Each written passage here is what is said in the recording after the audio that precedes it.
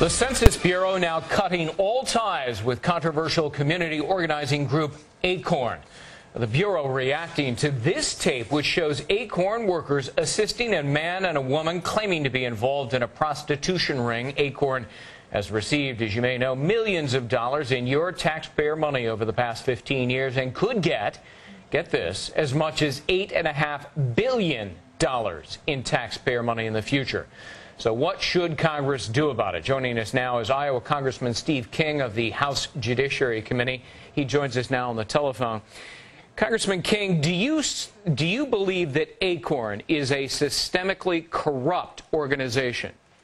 Well, I do, Greg. I've called them a criminal enterprise for some time. I think there's a culture of corruption there. They're systemically corrupt. I think we got to look inside ACORN's operations, and we saw the culture of ACORN in two cities, in Baltimore and in Washington. We saw the people that are carrying that out, and we saw the mindset of the calculus of how do you game the government and how do you promote other criminal enterprises so they can pick up their margin as money flows through ACORN and across their desk. A criminal enterprise is in violation of federal racketeering laws. Should there be a Department of Justice investigation into ACORN and whether it's a racketeering organization? I think that ACORN makes the mafia look like a bunch of pikers. They are broad. They're in 120 cities.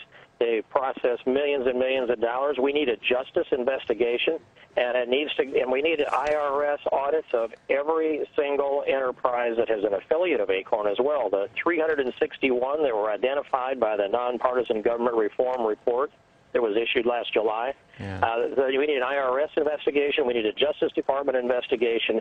We need to examine every affiliated enterprise that's there, and then we also need to have congressional investigations. Well, it's going to be hard to get it past this administration, Greg. Congressman, you're making some pretty serious charges here about House leadership. I'm on your website right now, and I'll quote you.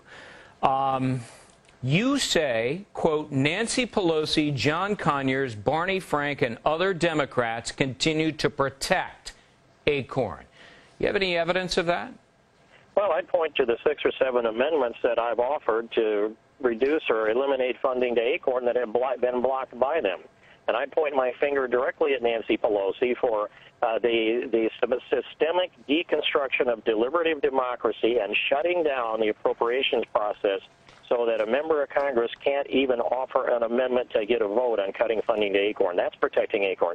Barney Frank has brought out of his committee 2 or 3 authorizations. That's the total of the $8.5 billion that ACORN could qualify for. He has systematically protected and promoted ACORN, and so I think, and John Conyers as well, at one point he was for congressional hearings, and then he said the powers that be didn't support them anymore, so there wouldn't be congressional hearings over ACORN. And Jerry Nadler, the chairman of the Constitution Subcommittee of Judiciary, said when he sees some evidence, then he'll consider having hearings on ACORN. I don't know how much evidence Jerry Nadler needs to see, and John Conyers, by the way, is in a position to tell Jerry Nadler whether to have hearings or not, and so is Nancy Pelosi. Well, John Conyers, at one point in time, several months ago, called for hearings on Congress, and then suddenly he called them off. Why? Well, he said the powers that be have decided that it didn't reach that level, apparently. Who are the powers that be?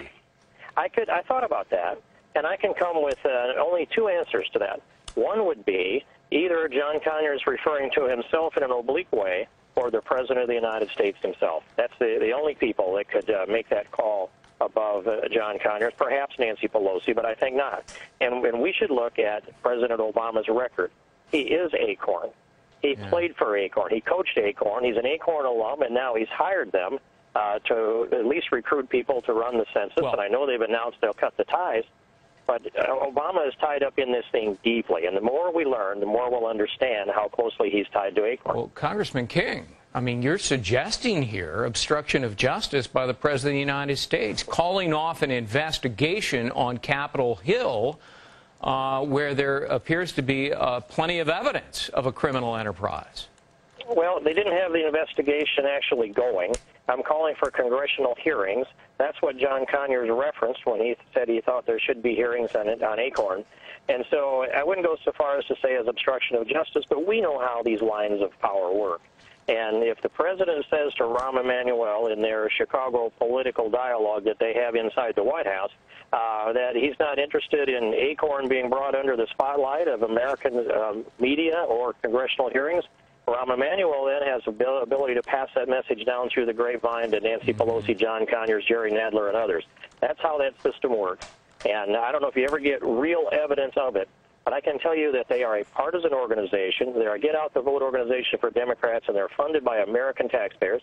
And I can also, I went to ACORN's headquarters at 2609 Canal Street in New Orleans, and took a picture myself of a huge Obama poster in the window at their national headquarters, Obama for President. They're a 501c3 not-for-profit, and that is a violation as well. Well, and they're under investigation in 14 states, which is pretty amazing. And yes, using taxpayer money for overtly partisan reasons is a violation of federal law. Representative Steve King, keep in touch with us. Thanks very much. Thank you, Greg. I appreciate it.